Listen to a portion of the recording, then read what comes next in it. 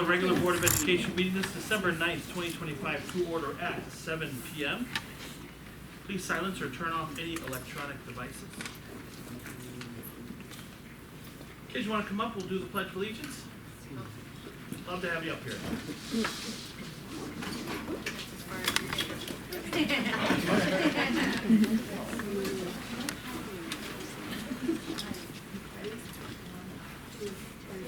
I pledge allegiance to the flag of the United States of America and to the republic for which it stands, one nation, under God, indivisible, with liberty and justice for all. Great job. You can go on this way. Thank You go on this way.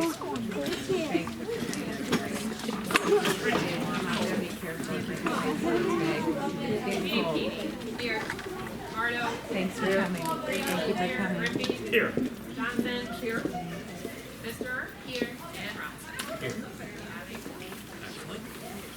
All right, first up is our 2025 tax levy. I hereby entertain a motion and a second to open the public hearing for the fiscal year 25 tax levy.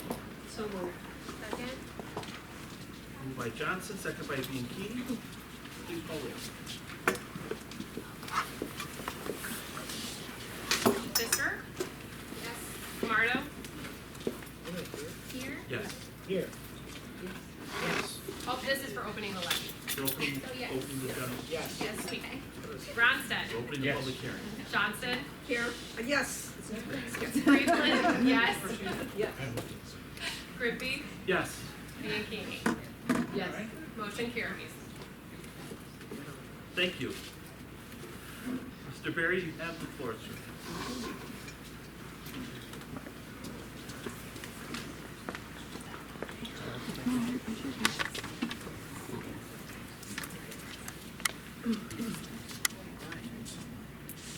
Thank you, everybody, members of the board, everybody in the audience, for joining us tonight for the levy hearing. So first I just want to start off with, at the levy hearing, the state law requires that we hold the levy hearing if we propose levying over 5%. We're not proposing that tonight, however, it's been tradition of the board to still hold a levy hearing to allow people to come speak on behalf of their opinion. The high that the property tax increase is limited to CPI, which last year was 2.9%. And it just, we're here for the levy hearing to increase transparency. For the levy, again, we're limited to CPI or 5%. Last year's CPI was, sorry, it's touchy. Last year's CPI was 2.9%. And then we can also add on requesting for tax money on any new property. So new property consists of, is added on in additional to the equalized assessed valuation, which usually comes out in July. For those homeowners living in Cook County right now, know the taxes just came out in November and are due in 6 days. So most of that information isn't quite out yet for 2024. But we're still guessing on what it's going to be for next year. So there's still a lot of unknowns when we complete the levy. When looking at the equalized assessed valuation in Cook County, homeowners, residential properties assessed at 10%, most businesses are at 25%, and then we do have some Class B businesses in the industrial park that are taxed at 10% for 12 years. Then again in Cook County, just to complicate things, they usually add an equalizer, which is about 30.33 to get everybody up to an equal valuation. The taxes suspended equal the EAV times the tax rate. Our math gurus who just left could also tell you probably that the tax rate also equals the taxes suspended divided by the EAV. That basically means that when the EAV goes up, the tax rate goes down. Vice versa, it's kind of like a little seesaw. Looking quickly at the history of the EAV, last year was 3.4%. Again, in 2025, CPI was 2.9%. So CPI has been decreasing, which means we can't increase our levy as much as the past few years. But hopefully we can rely on some of that new property to kind of increase a little more than regular CPI. However, unfortunately, new property has also been declining. We are landlocked, however, there's not as much new building going into the district as there have been in the past. So a few years ago, we were right at $2 million. The previous year, $1 million. Last year, again, last year's 2024, we were at 300,000. And again, we won't know 2025 until hopefully July if everybody is actually on time. So the importance of that is for about every $1 million, we're looking at about 30,000 new dollars that we get to levy for. So when that new property goes down, it also affects how much more tax money and tax revenue we can actually collect without affecting any of the other current residential people other than the new property. It's important to note that because property taxes are 81% of our revenue for the district. For all the operations, everything that we do, 81% of every dollar that we collect in revenue comes from local property taxes. So over the years, the districts have implemented a variety of different efficiencies to try and reduce the amount of expenses and limit the amount of property taxes that we need to assess for. We've implemented operational and staffing efficiencies, new health insurance options, district types of staff for special ed, updated transportation contracts in the past, all things to try and help reduce or maintain some of those costs. The district makes every effort to continue to try and responsibly use the taxpayer dollars.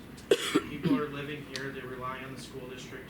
We are the largest taxing body that the property owners are paying their taxes to. We need to hold on and use that money as responsibly as possible.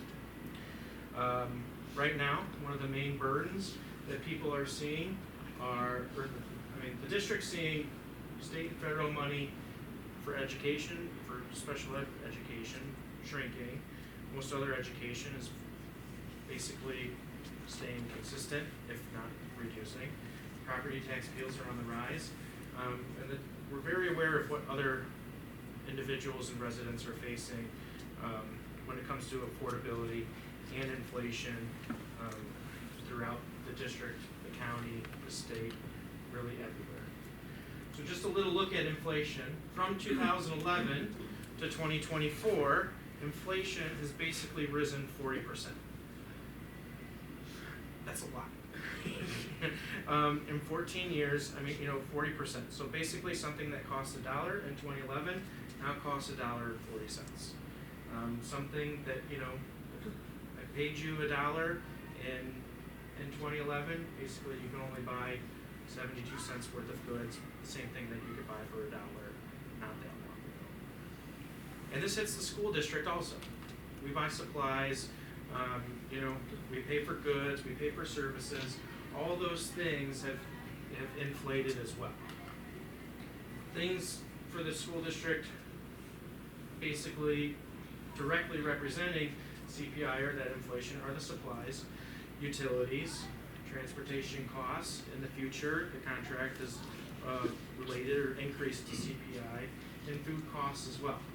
Everybody knows major capital projects planned. If we planned in 2011 the same things that we had done in the last two schools, it would have cost a lot less than what it did the previous year.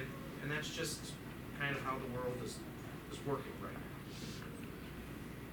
But looking at our fund balances and some of the expenses over the last few years, we've seen increases, and I think we've kind of maintained a lot of those. We've maintained a healthy fund balance, we've maintained steady revenues, while kind of keeping those expenses, the increase to expenses in there. Getting down to the nitty gritty, looking at the 2025 levy in particular, we're allowed to increase 2.9% on all funds, 3% on all capped funds, so that's basically everything but debt service. The levy, we don't ask for specific money for debt service, the county tells us this is what you owe, this is what we're going to collect. Overall, we're looking at capturing new property. The estimate is about $1 million for next year. I think that's high. I don't expect a lot of new property to be seen for 2025. So what I'm expecting to actually collect is $29.3 million in taxes in 2025, in 2026, or 2025. And overall, with new property and everything else, it's about a 3.02% increase is what we're looking at.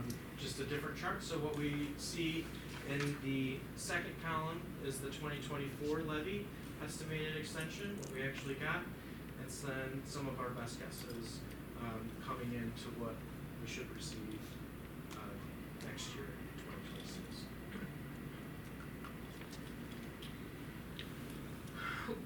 The 2024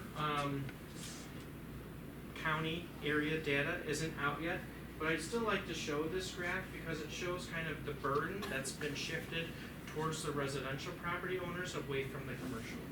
So in 2007, 59% or under 60% of the district was tax burden was on the residential owners, which means 40% was on the commercial. As you can see, that's kind of shifted over the years, and more of that burden is going on the residential property owners. Obviously, I would love for the homeowners to see that shift sway back to the commercial and industrial, but that really comes down to how property values are assessed, tax appeals and how those are taken part, and this is just, data that's kind of out there. Another data point that's new this year that I just kind of wanted to show was 2024 EAV for other surrounding districts, mostly districts that flow into NSSEO. Their EAV per pupil is just kind of a general breakdown, how many pupils do they have based on their EAV, and then the total tax rate. So again, the total tax rate really depends on the amount of taxes you're assessing and your EAV, so that can easily fluctuate one way or the other. But just kind of show you, basically where other districts stand.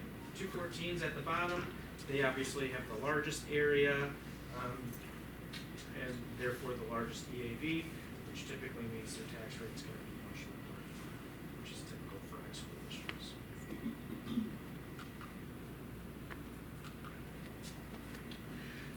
Then looking in changes in EAV within the district. So again, the top part kind of shows the difference between the tax rate and our EAV. And then the bottom, the green, shows the extension of the amount of taxes that we've requested in the past. So again, you can kind of see here, as the tax rate goes up, as the EAV goes up, the tax rate goes down. As the EAV goes down, the tax rate goes up. Vice versa.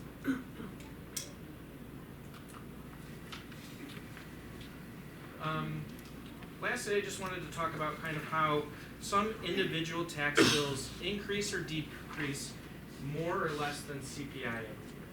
So there's a lot of factors that go into it. Within the district, I think we have roughly 12 to 15,000 index numbers, which means 12 to 15,000 individual tax bills go out solely just that include River Trails Elementary School. So things that could affect it. A new building is constructed, an addition is added to your home or another home of a like property. Your property was underassessed or poorly reassessed in 2022, and then everybody knows, I'm sure, when they got their reassessment in 2025 and saw the new number, were kind of a little shocked. But I think everybody's reassessment went up in 2025. Your property value can decline, or your property value can increase more than other properties. So just an example, this is a property within the school district, and this is their actual tax bills from 2023 and 2024. So again, received 2023, received in and paid in 2024. 2024's taxes received and paid in calendar year 2025. As you can see, the top portion is River Trail School District 26. That's the amount of this tax bill that went to our school district. They increased it 5.35% last year. We only asked for 3.4%, but this specific tax bill for us went up over 5%. So again, those factors really weigh in to how your house is calculated compared to all the other houses for that taxing body. Again, Niles Township High School taxes went up more than 6%. I know 214 did not ask for more than 6% last year. With this specific house, the taxes went up more than 6% just for 214. So that means their house value went up at a higher rate than other houses within the same school district, within the same taxing body, that percentage more than other properties. Does that make sense? Okay, good. Now, interestingly enough, we asked for about 3.4% last year. Numbers are fun for me, sorry, but the total bill went up 3.4%. That's not because that's what we asked for, but that, okay. Numbers, sorry. So again, just a few scenarios to kind of show you individually. So individually, we've got 4 houses. They're each worth $100,000. The school district levies for $10,000. Each tax rate is 0.025. Everybody pays $2,500, right? Year 1. All right. Year 2 scenario. It's a non-reassessment year. We've got 4 homes, each worth the same. CPI is 2.9%. School district's asked for 2.9%. The school district can levy $10,290. There's no new growth though. It's not nobody's reassessed. All right. Everybody's tax rate slightly goes up because the EAV doesn't go up. Only the levy does. But everybody's paying the same amount of taxes. That's scenario 1. Scenario 2. It's a reassessment year. So now instead of the EAV being worth $400,000, now it's worth $500,000. Oh, and there's some caveats too, right? House number, oh, there's not number, sorry. House on the bottom left went up to $140,000. House down here only went up $10,000, and those two went up $125,000. Still no new property, so that means the district can still only levy $10,290. Let's see how the rate and the school amounts adjust every year. So on a reassessment year, no new growth, no anything other than a few reassessments, right? So it fluctuates based on your home value. And I mean, even this house, its home value went up 10%, but that one went up 40%. So really, the home value going up more, it's going to pay more. Home value still went up, but they're still paying less taxes. All right, last one. Scenario number 3, let's do the same thing, but we added a new store built, new construction. So now, the school district levies for $10,290, but then they've got money for the new property, and they're able to collect that new property and end up collecting $12,348. So it's not often that you collect new property worth 20% of your EAV. That's quite an increase there. But just kind of goes to show you how things are calculated. And when you throw in, another 15,000 indexes for the school district, it really, gets bottom. So, questions? Yes, sir. Can you go back one slide? Okay, this one, so you show here that the school levies are $10,290, but the school taxes under each property don't add up to $10,290. They add up to about $11,000, or actually $12,000.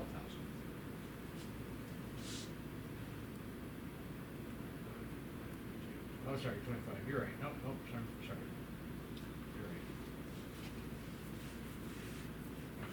right. Yeah, you're right. Okay. Never mind. I do appreciate these examples. Yeah, So. thank you.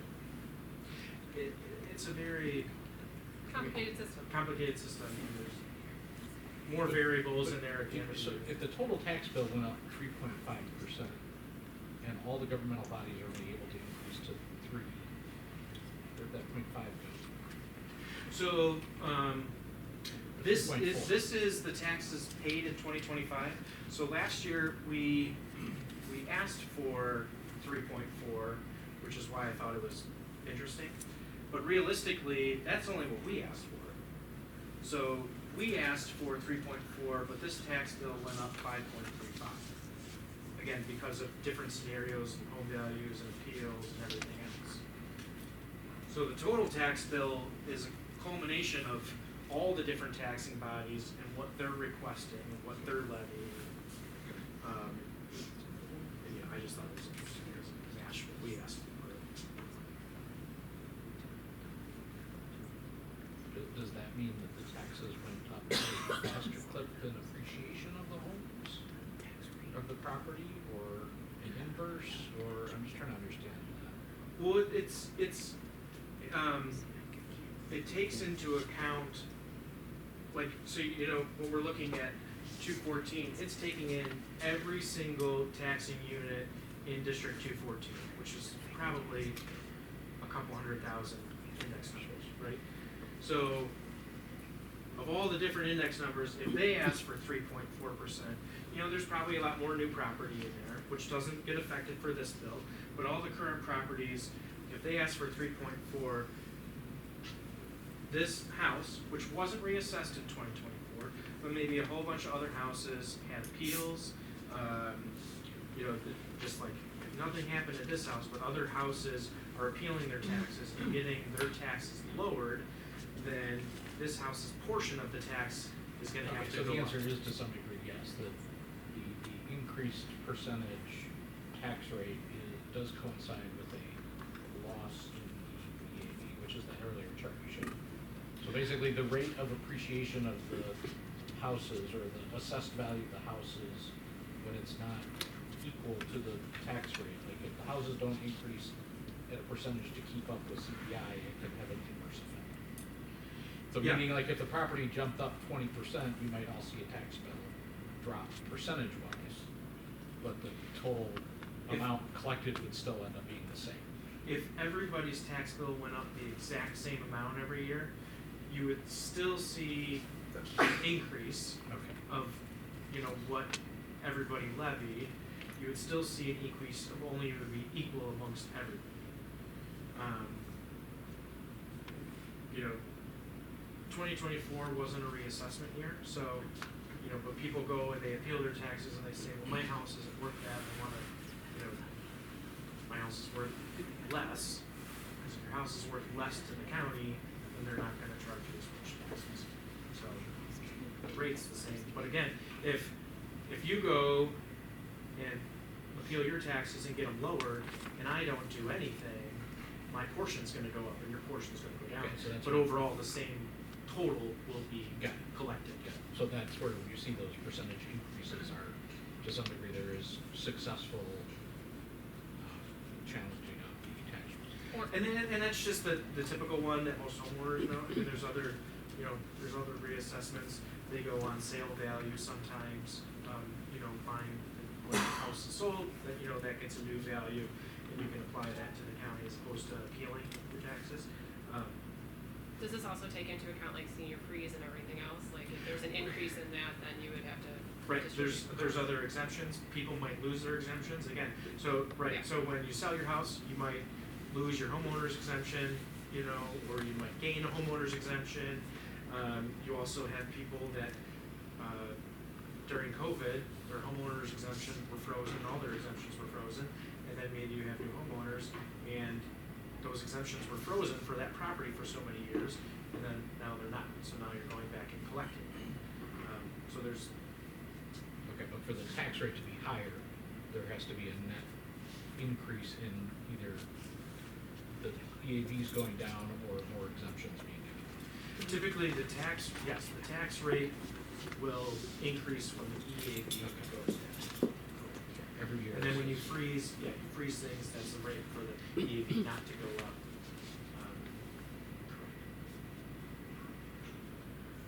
Clear as mud. Thank This is also a public hearing, so if anybody in the audience has any questions, you can certainly address those as well. Anybody on the board have any other questions? All right, hearing none. May I enter- Oh, wait. I want to make a Yes, statement. Sure, go ahead. I want to address that. Go ahead. Want to go with it? Not necessary. Excellent. All right. You guys know me. I'm a taxpaying resident of this district since 1986, and I want to speak out against the tax increase. A little louder, a little louder. You can't read the newspaper or listen to the news without hearing about the sharp property tax hikes in the Chicago area that were reassessed last year. There has been enough of an outcry that every Cook County township has reopened for appeals to their property tax assessment through December 22. And I have personally surveyed most of the people in my area, and everyone's been denied already. As Wheeling Township was just reassessed, and we know what our assessed value is, I think the above scenario will repeat itself when the second installment tax bill is issued in 2026. Personally, my assessment increased by $110,000. Using the state 2024 state equalizer and the 2024 local tax rate, I computed what my tax bill would be next year. Very simple to do. And the amount is over $15,200. And that's an increase from this year's tax bill of over $3,400, which will all be reflected in the second installment that comes out 2026. And that's using the numbers from the 2024 bill, which we know will be higher. I know that District 26 isn't the only taxing body contributing to this high tax bill. There are 16 taxing districts, of which 8 have reduced their taxes for 2024, leaving 8 taxing districts that have increased their taxes, of which District 26 leads the pack. This board cannot be tone deaf to the burdens placed on homeowners who are already dealing with the higher burden of property taxes. As mentioned, the onus has been shifted onto the homeowners from commercial properties who have been getting the appeals that they are seeking. Higher prices on groceries, medical care, insurance, utilities, etc. Many homeowners wonder if they can even afford these continued tax increases. What to do? Stay? Sell? To whom? First-time buyers? They can't afford these houses, nor these tax bills. And then what happens to this district when no young families can afford to move in? Food for thought. Thank you. Thank you. Any other comments? Okay, hearing none, I hereby entertain a motion and a second to adjourn the public hearing for the fiscal year 25 tax levy. So moved. Second? Moved by Johnson, second by Pfister. Please call roll. Bianchini? Johnson? Yes. Camardo? Yes. Grimpy? Yes. Pfister? Yes. Friedland, yes. Ronstadt? Yes. Motion carries. Thank you. Next up is the consent agenda. Looking over the consent agenda, are there any items that a member would like to remove and further discuss, or is there a question of clarification?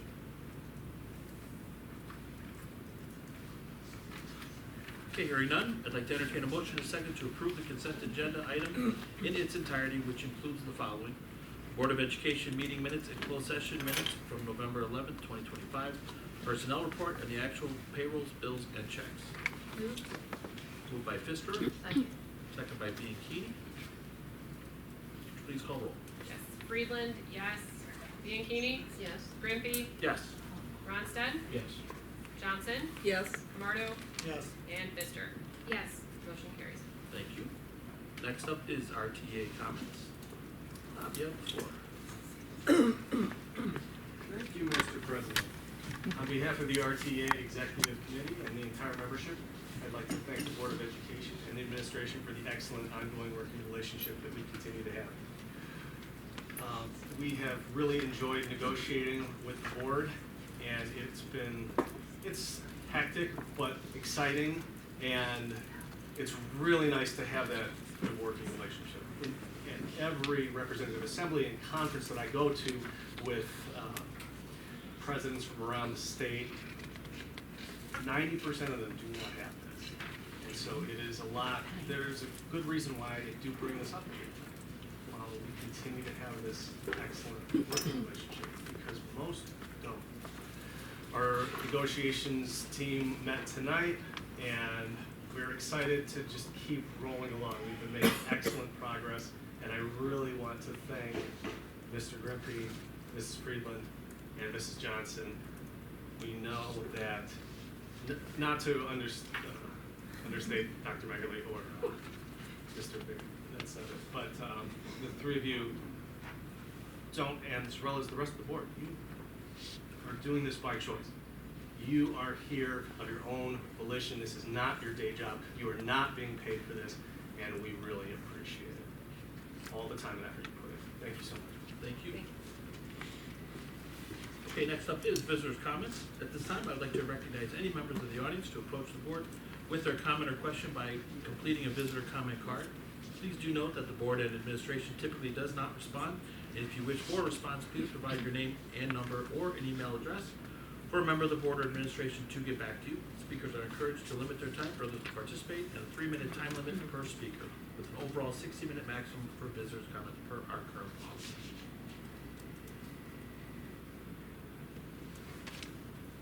Hearing none, we'll move on to board communication, and this is an open agenda item for any board members.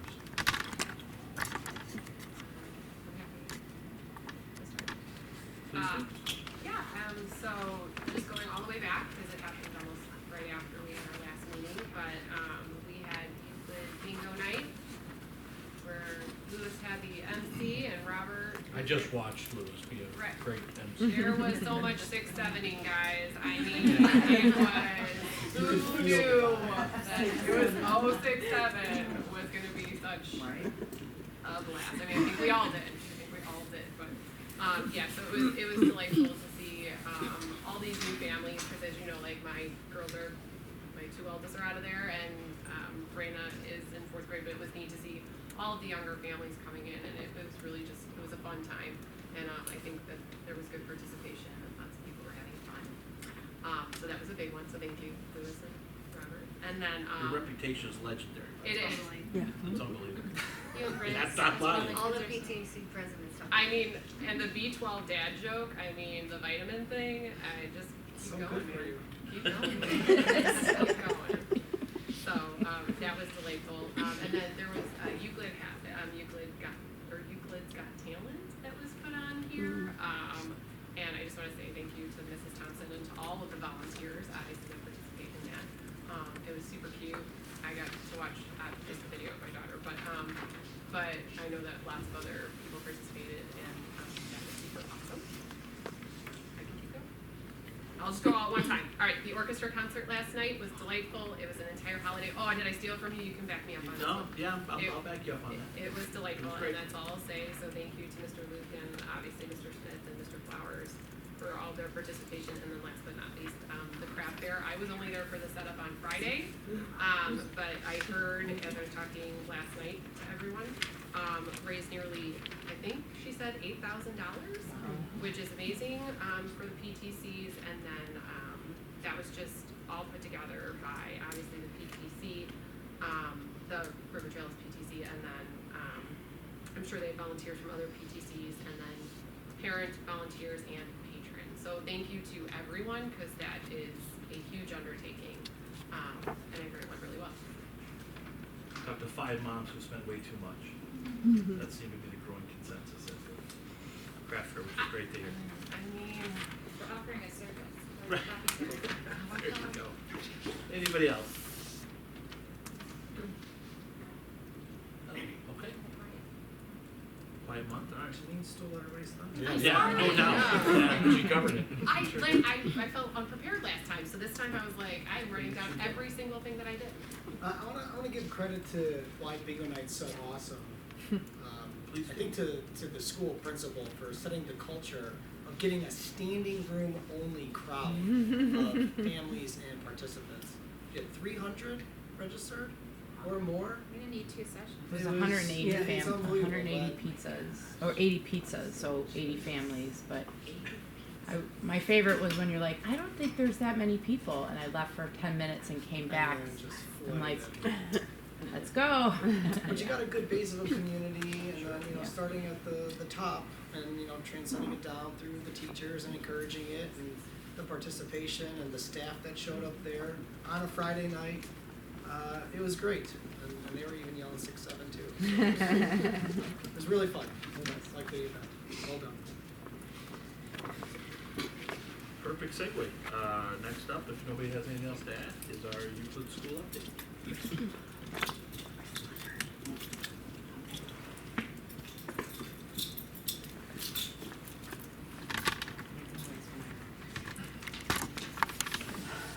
We know you're coming. I know, well, they do. Good evening, everyone, and thank you, Board of Education, Dr. Marguerite, for having us kind of host and have an opportunity to celebrate Euclid. I will begin with just a brief overview of our major areas of focus this year and how they align with the district's strategic plan. Following that, I'm going to invite Sarah Hogan up here to highlight several examples of how we bring our work to life here at Euclid. Throughout the presentation, you will see how our intentional use of curiosity strengthens meaningful connections and supports our ongoing commitment to preparing students to be life ready here in District 26. Euclid school goals remain directly connected and aligned with our district goals and core elements of the strategic plan.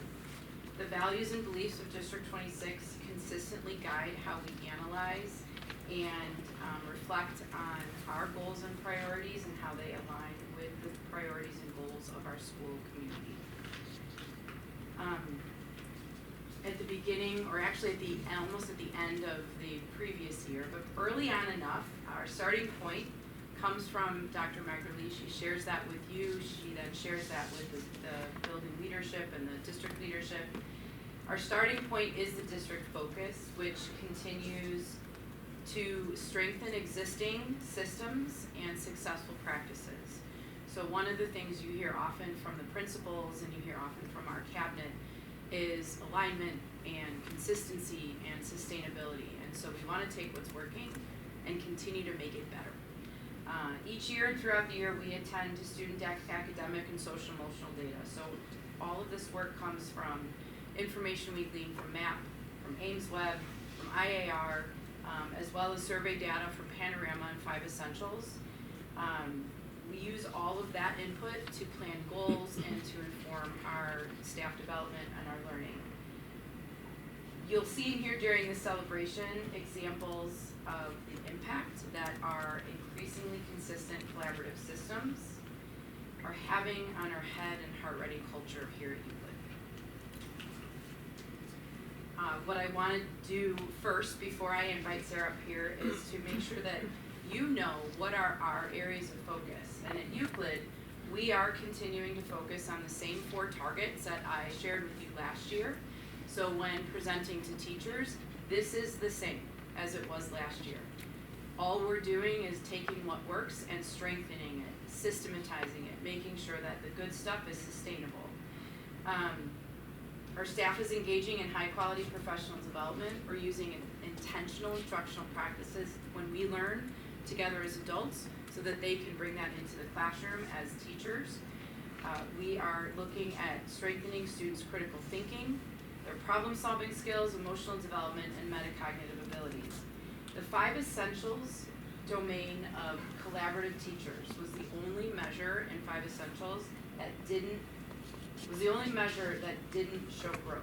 So in the collaborative teachers domain, that was a measure that remained flat. Everything else was continuing to improve. Specifically, an item in that question asks teachers about observing another teacher's classroom, which we weren't doing. So this matters. Why does this matter? Because we're doing great things in our classroom, but it matters because the research, specifically John Hattie, but the research consistently shows that collective teacher efficacy, the work we do together with each other, has one of the strongest impacts on student learning. And so that is something worth investing in. To support this, we launched a formal structure for teachers to visit and learn from colleagues. In our first round of walkthroughs 2 weeks ago, 90% of our core teachers participated. So of all the teachers that were invited to say, hey, are you ready to do this? All but 2 said, yeah, let's do it. And it's been really positive, already seeing the ripple effect of what we're learning from each other brought into other people's classrooms. Meanwhile, to deepen our students' critical thinking and problem solving, we continue to strengthen our student-to-student discourse, which you saw from us last year, you saw with Bill last year at Indian Grove. Our academic data for MAP and IAR, however, still show that we need to continue to improve our literacy outcomes. And that is something that we definitely are working collaboratively with Christy. All 4 of the schools in District 26 are collectively implementing a comprehensive professional learning plan on literacy, on reading, writing, listening, and speaking across all classrooms. So if you were to visit any of our professional development, that's very likely what you would come and learn and see what our teachers are learning about to improve their practices and strengthen what's already working, but making it better. And finally, throughout the year, we are emphasizing curiosity about ourselves and each other and the world as a driver for engagement and learning. This shared curiosity helps students and staff build stronger connections and reinforces our capacity to learn and grow together. So as we head into this, our major concepts of curiosity, connection, consistency, at a time when many students, all students almost, are gravitating towards passive, short-form media, we recognize the power of tapping into their innate curiosity. Curiosity enhances learning, it enhances memory, it boosts academic engagement, and supports emotional well-being while strengthening their social connections. So while there are many ways we're strengthening systems and processes at Euclid, I'm pleased to turn it over to our assistant principal, Sarah Hogan, who will highlight and celebrate how Euclid brings curiosity to life here at Euclid and fosters strong, healthy connections across our community.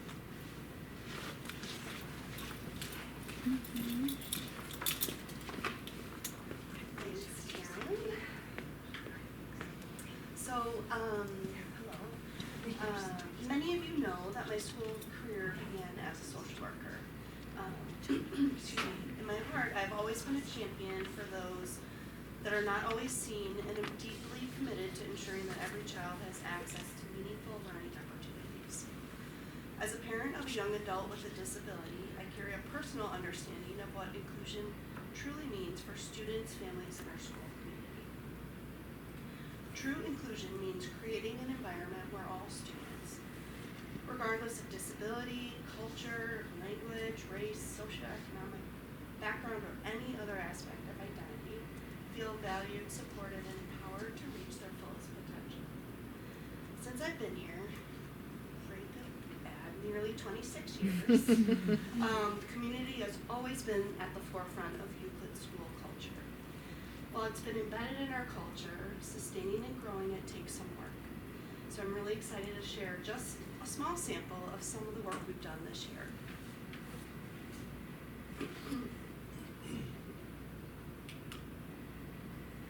So take a look at the projected questions. Don't worry, you don't have to answer them out loud. Just think for a moment about them and how they apply to yourself.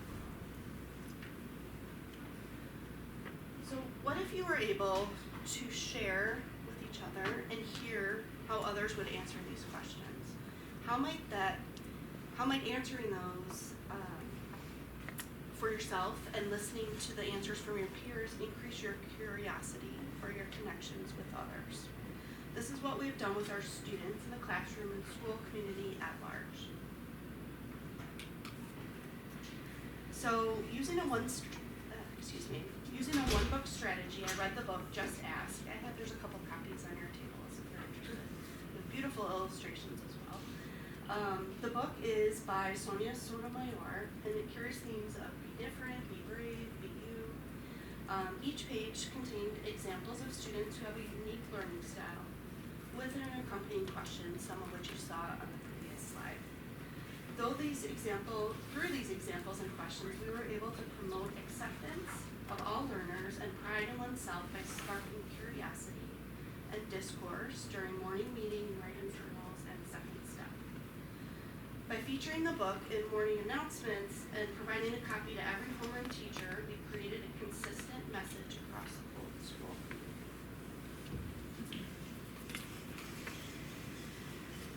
Here is a small sample of some third graders' work. Over there. They use the book's questions to reflect on their own strengths and share it with one another. I know it's a bit hard to read, but you can check it out later. I wanted to share one example from the What Helps You Learn When Things Get Hard. You might think I fed her the answer, but when I saw the post-it, I knew it was a perfect one to share. The student literally wrote mistakes and curiosity, which obviously tied perfectly with what we're talking about. And anyway, you can see the proof later. It is up there. But these activities support students as they hone their thinking and writing while feeding their curiosity and their connections with their peers.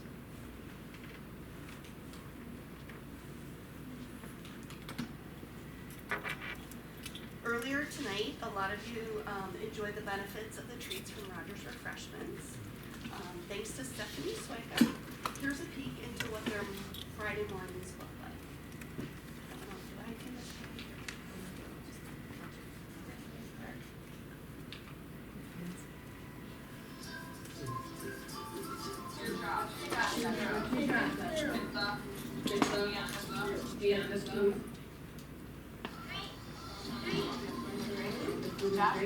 And Josh, what's your job? You push the cards? Yes. Nice. And you were also helping with the orders, weren't you? We kind of all help with the orders, and then when we go to the delivery part, they all have an assigned job. Awesome.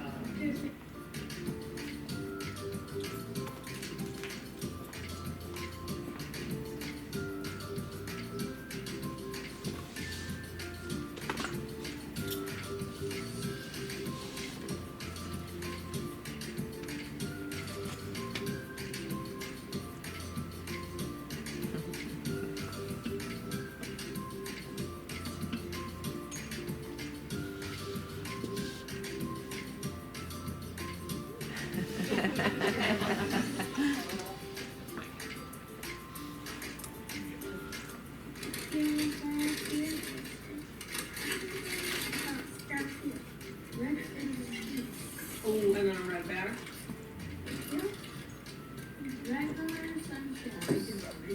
And then a blue bag of sunshine. We have a surprise. We have Rogers Refreshments. Okay, what'd you get? What did I order? Wow, okay. I'm on a diet, but I still ordered this.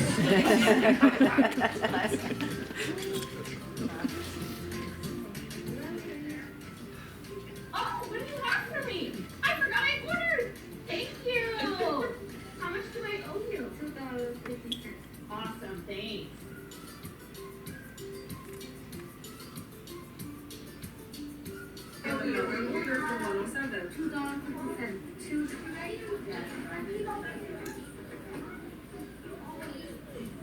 I do.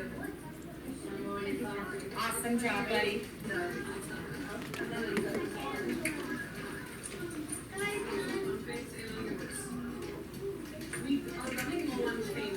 We're all good. Awesome job.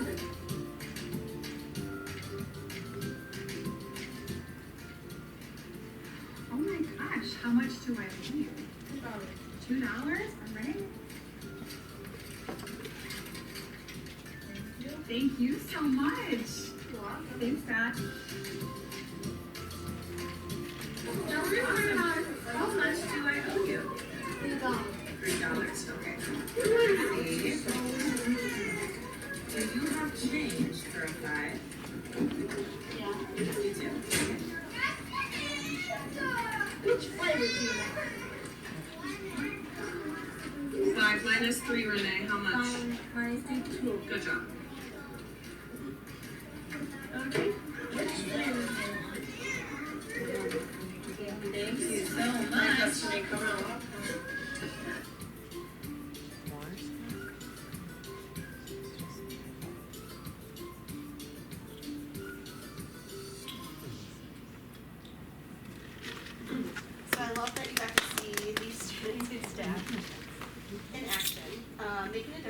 one purchase at a time. As the video illustrated, it really provides a unique way to reinforce skills such as money math, following directions, reading a map, all while making those meaningful connections with each other, peers, and staff throughout the school.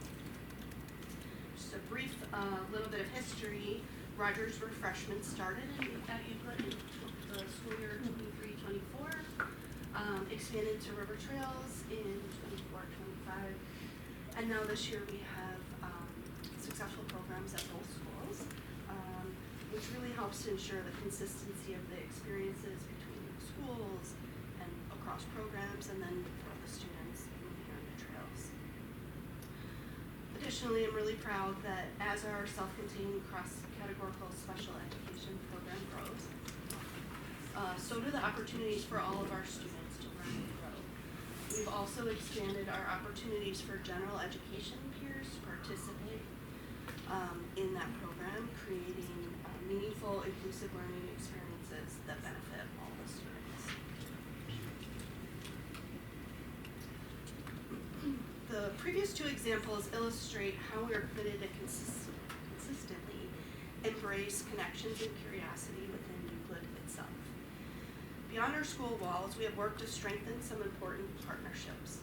While we've had these connections for some time, we have continued to deepen them to support sustainability. I'd like to share one highlight related to our annual winter clothing drive. This year we had the highest number of people participate, 70, which is amazing. And we were also able to give away 20 Thanksgiving dinners and many non-perishable items, all through a partnership with Higher Up Ministries. These connections and partnerships also ensure consistent experiences for our students no matter what. Additionally, while Euclid spearheads these connections, the resources are extended to all in the district. To continue strengthening one of our most important partnerships, our families, we are excited to shine a light on an upcoming community event, Voices of the World.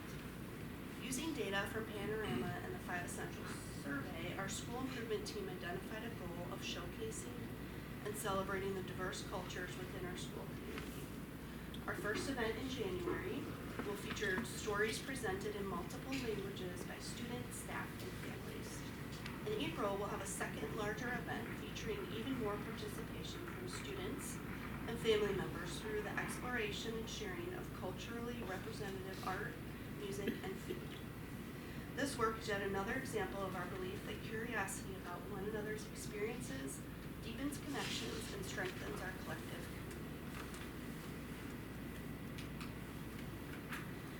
Finally, we know that critical thinking grows out of strong social understanding, a clear sense of self, and an understanding of moral and ethical principles. Connection and curiosity nurture all of these skills, and we are thrilled to have been able to share some of the work we've done this year. This work ultimately strengthens our students' ability to be life ready, which, as you know, is our ultimate goal in District 26. Thank you.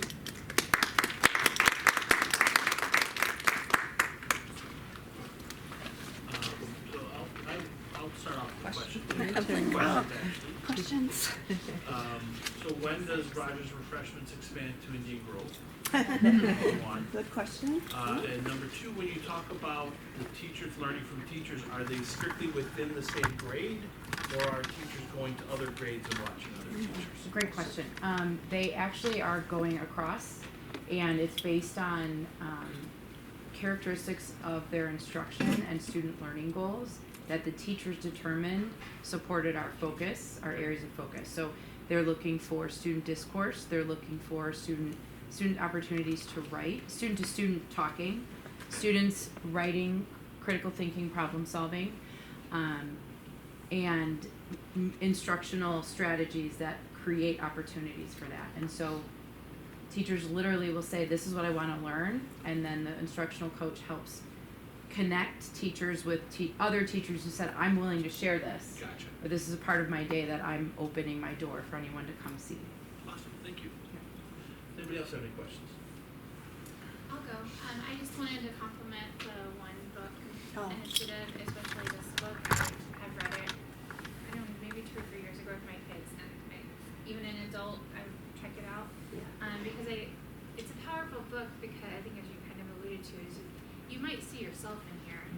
but more you might see another kid who you're not sure what's happening with them and understand them better. We had a lot of good conversations in our house with this book, so great choice.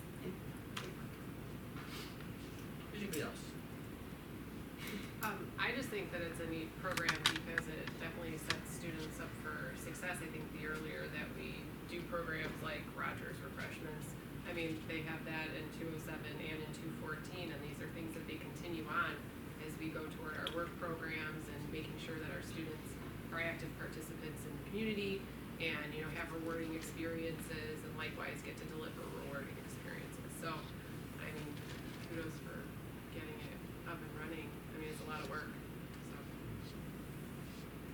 By the way, no plans to expand to Indian Grove? Talk to Bill. It is directly connected to our cross-categorical self-contained program, which is here at Euclid and then at middle school. So that would be the only caveat to that request. Bill could push. would love a refreshment. Bill could push a cart around and sell snacks. It wouldn't be as cute though. Bill's Bodega. Nice. Yeah. Perfect. Not a question, but a comment. You know, my heart is always at Euclid, as this was my children's first experience, and I find it hard to say that you guys are just continuing to grow and grow. I mean, you guys have been exemplary for years, but just the growth that I'm seeing across all levels and all grades is just amazing. So thank you for your hard work and your dedication, and definitely being sensitive to some of our most challenging learners. Great. Anybody else? Question, Ramesh? Yeah. How often have you done in the past, or do you plan to do the one book initiative with one book in every classroom and across all the grades? So this was the first time we, Ever? Through on For the the announcements. On the Yes, sorry, announcements. in this way, yes. Last year we did a book, I wanna say it was called Malala's Pencil. And the year before that, we did another book. Those two were initiatives that brought together multi-languages, people from different cultures. This one was identifying different neurodiversity. And so we've done it now each of the last 2 years. And we're doing another book on announcements that's kind of carrying on our thread of curiosity and connection this year. No, I really like that, Yeah. because I think in all your messages over the past couple of years, keep coming back to your same themes, which one of your themes is continuity, and then the one book across all the classrooms just keeps reinforcing that. I just think that's really powerful. I like it. I didn't know how often it was done, and if we're doing it across Prairie Trails even, and Indian Grove, but I like that message. Thank you. Anyone else? Okay. Thank you so much. Great presentation. Next up is the fiscal year 25 tax levy, the action item of it. Right, is there any more to present, or are we just going right into the motion? If there's any more other questions or comments? I'll hit that after we get the motion, then thank you. Let me hereby a motion and a second to approve the 2025 tax levy resolution to be necessary in the total aggregate amount of $29,317,400, and to adopt the resolution to direct the reduction of the 2025 tax levy, and to direct the board president and board secretary to sign the prepared resolution by the Cook County Clerk's Office pertaining to the 2025 tax levy, the certificate of the tax levy, and the truth in taxation certificate. Moved by Grimpy. Second. Second by Friedland. Comments or questions? I would like to comment that we are abating taxes. 1 point, is that part of this? Or is that the next one? That's the next one. That's the next one. Okay, then I'll keep my mouth shut. I'll throw out there that, thank you for the preparation. I think this is a responsible tax levy that, increases our percentage along with the CPI. Our student population is roughly remaining the same. I understand that it does burden different taxpayers at different years. sometimes you win, sometimes you lose, but, it's largely, a lot of it's tied to our property values. And our property values are largely due to the quality of our schools. And there is no tax, like property tax, that doesn't get reinvested right back into our communities. And, we are stewards of our schools now and in future generations. And those who, may not be using the schools now, but who are living in our community, we thank you for your continued support. That money is being well spent. Be proud of the schools that you have and the help that you're giving the next generation. Anyone else?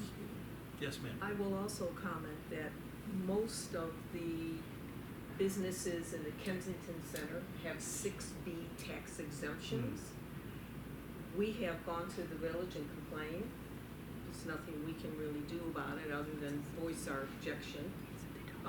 And what really irks me personally is they're supposed to get the exemption for 12 years, and the village turns around and gives them another 12.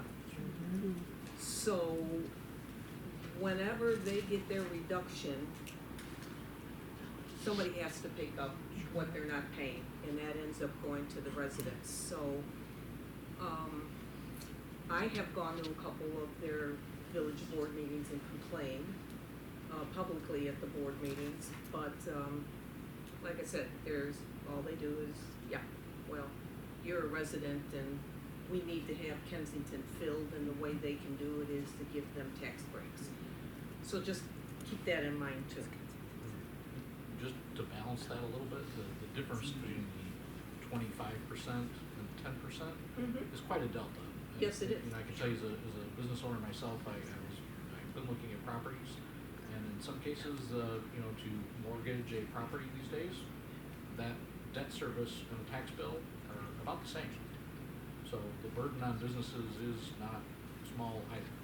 So we also thank our businesses that contribute to, that we all, either work at or we visit and patronize. That's all part of the community. Yes. Anyone else? Okay, please call roll.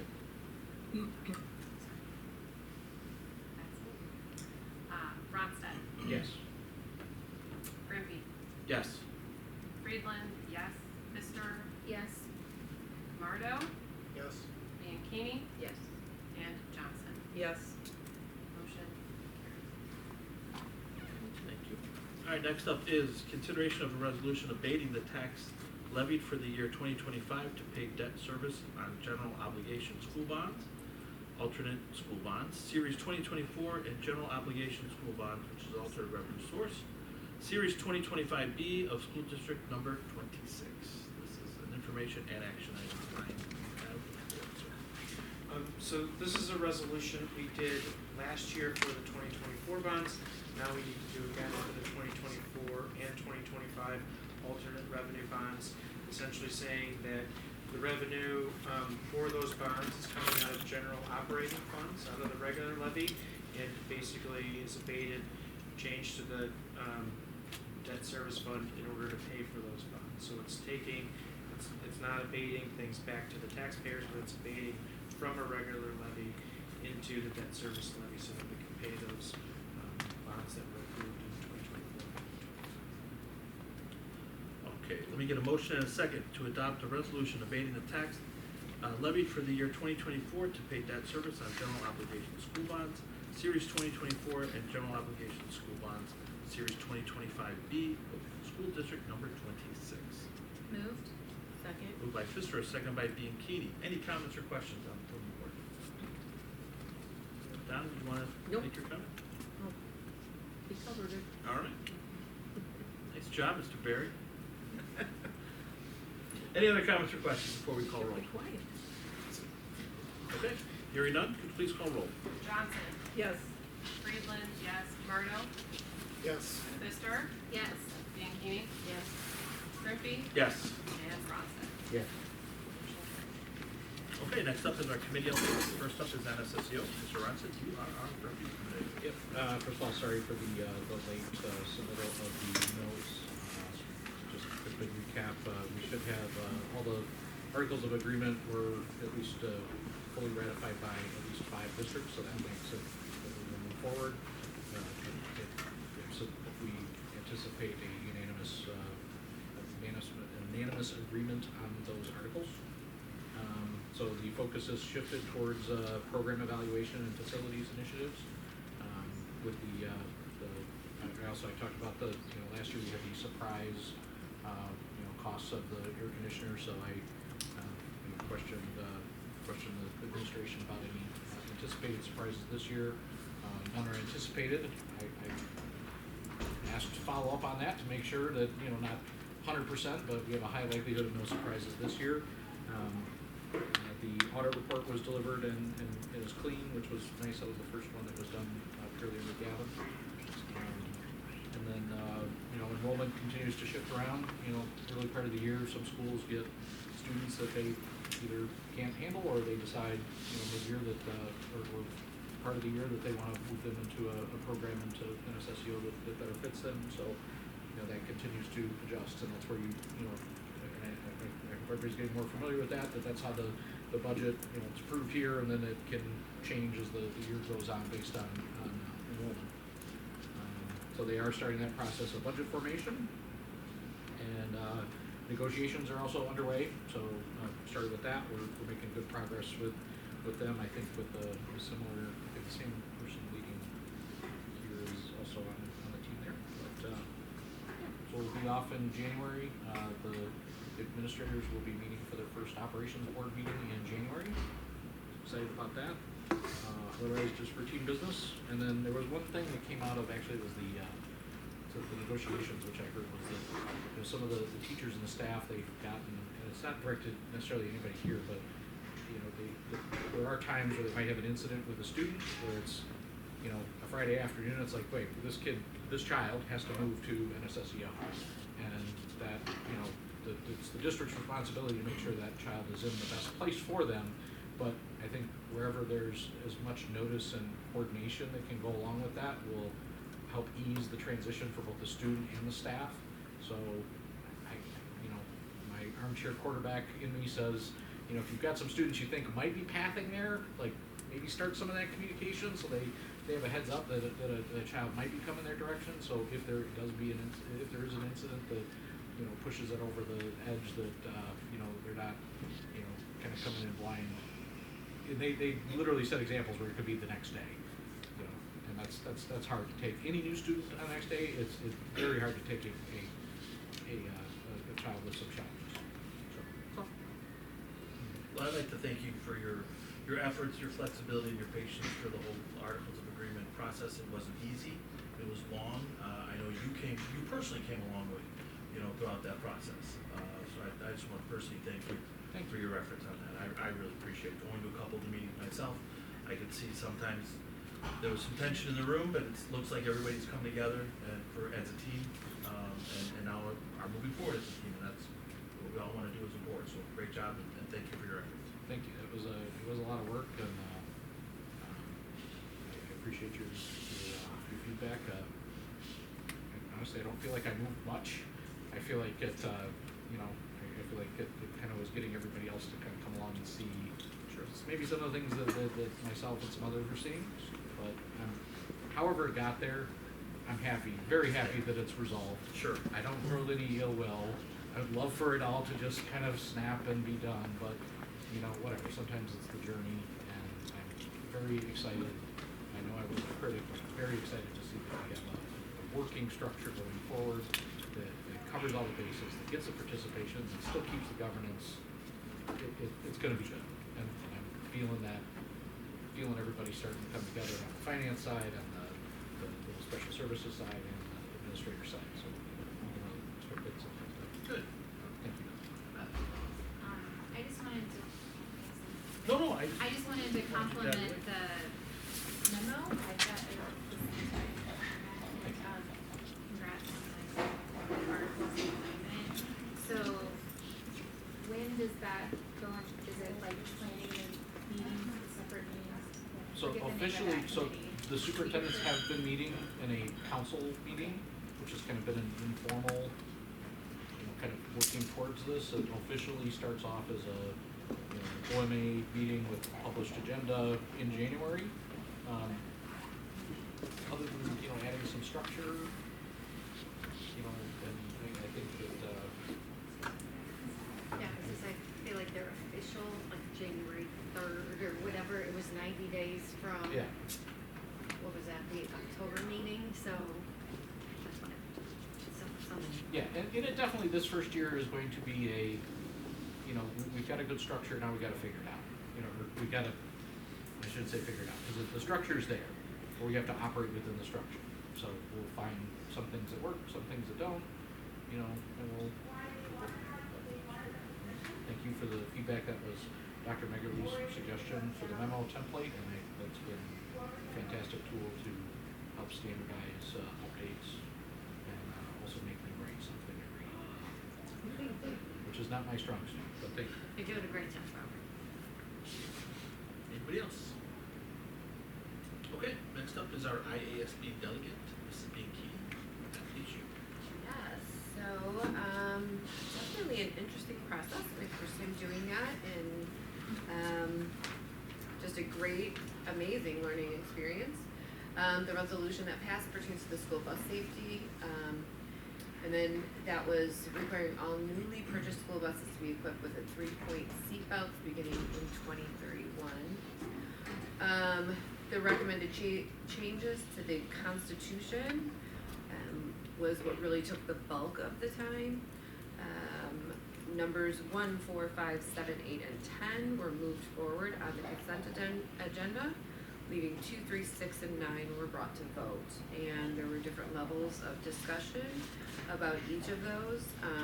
Each of them eventually all went forward. However, the one that became relatively dicey and particularly revolved around the elections and how we are able to accept a vote from the floor, and is that really a free election, because myself as the delegate have already received instructions based on, so again, it did move forward utilizing the same structure that we're doing, but maybe just some thought as we're entering into it, into the conference next year, just to have that discussion and have other options, or just, you know, being able to look at that voting process was just something that was talked about in depth.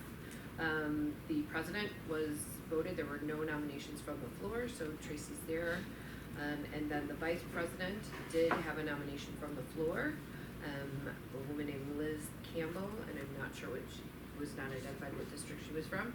And that made the election a little bit closer, which was 227 to 113, with Alva becoming the vice president.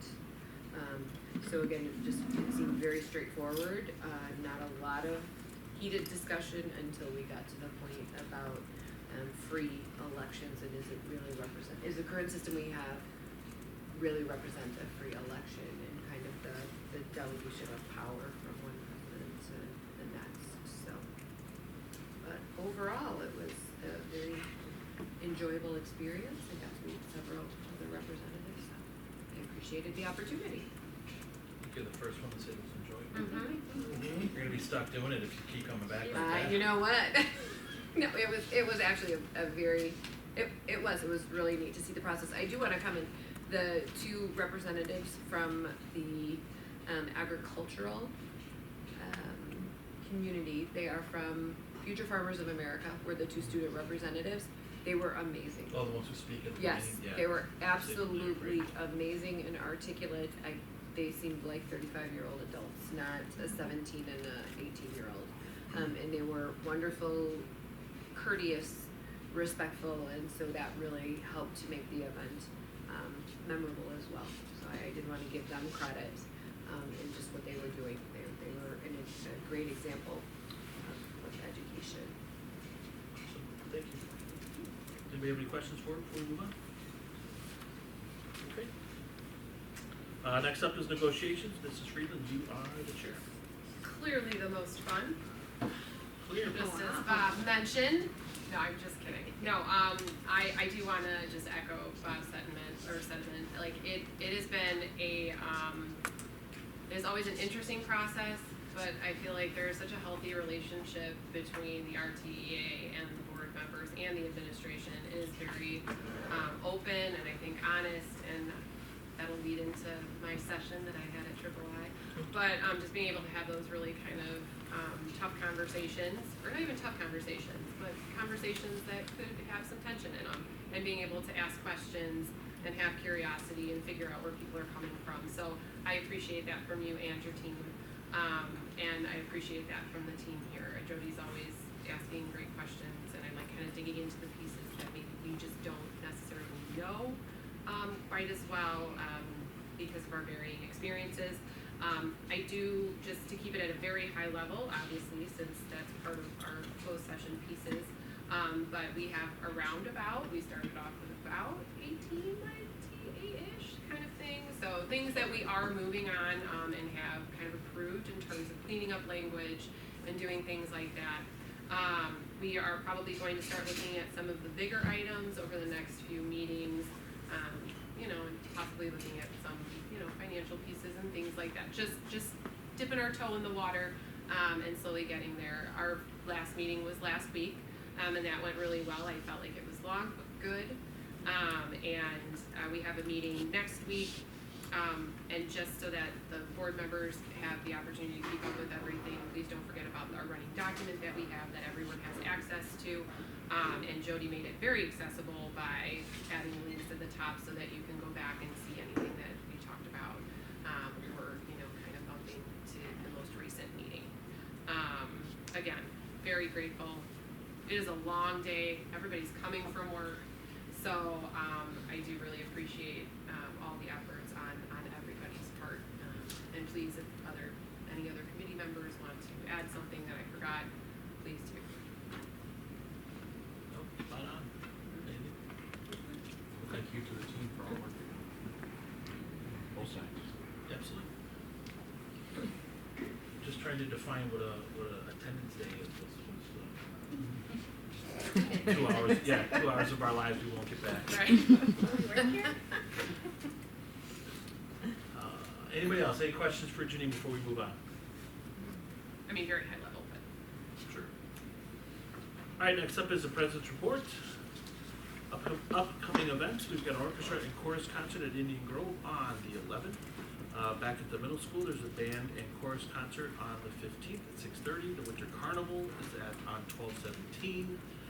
We've got winter break. I can't believe that we're already up to it, but that's from the 22nd to January 5th. The staff returns on the 5th. Students will return on the 6th. As far as upcoming dates for the board, we have a policy committee meeting on the 13th at RTMS. There's a jazz band concert from RTMS on the 13th at 6:30 in the cafeteria before the school board meeting. So that's after the policy committee meeting, but before the school board meeting. So get all your ducks in a row. And then, of course, our next meeting will be on the 13th at 7 o'clock back at the middle school. And then we had a very nice dinner at III where we got to sit as a board and kind of talk about our day and our days, I should say. And my icebreaker fell flat, but I went with it anyway. It was one that I learned. I don't think it fell flat at all. I mean, you committed. I went. So one of the sessions I went to. Don't. No, we won't answer the question. Don't torture the public. No. The thing that they taught us at the session I was at is one of the questions to ask people if you want to break the ice is, tell me about your scar. Everybody's got a scar for some reason, and so I tried that. External scars, not. Correct. Great point. So it may not have been the best topic for dinner, but I went with it anyway, and I was really committed to make sure we went around the table. So you may not want to do it. Halfway around the table. We've got holidays coming up. You've got family coming over. If you want to avoid politics, you can talk about scars. So anyway, but we did talk about our session. If there's anything anyone wanted to add, or if you weren't at the dinner and you wanted to talk about it, love to hear it.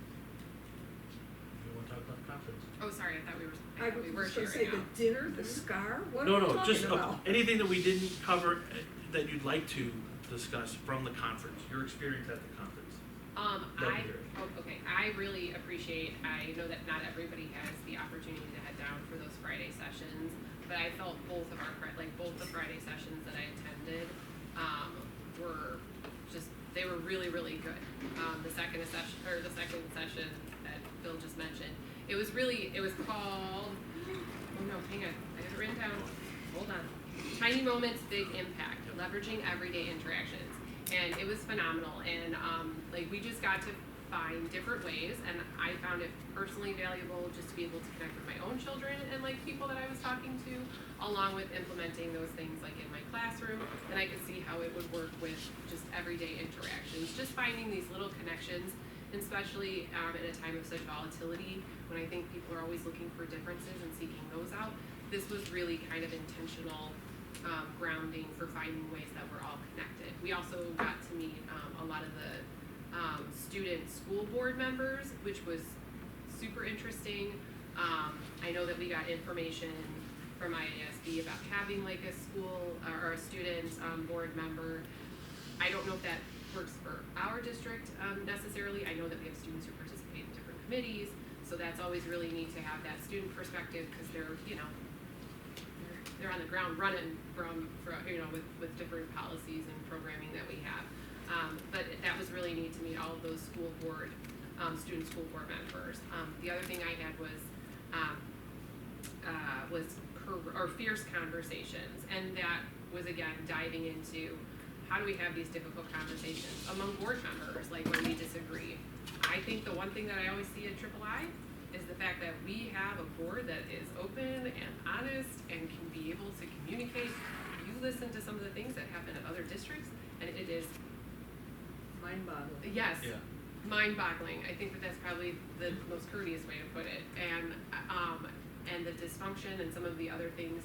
And I really felt like we do a lot of the things that we talked about at this year's conversations, but it also gave just strategies for continuing to explore kind of those more difficult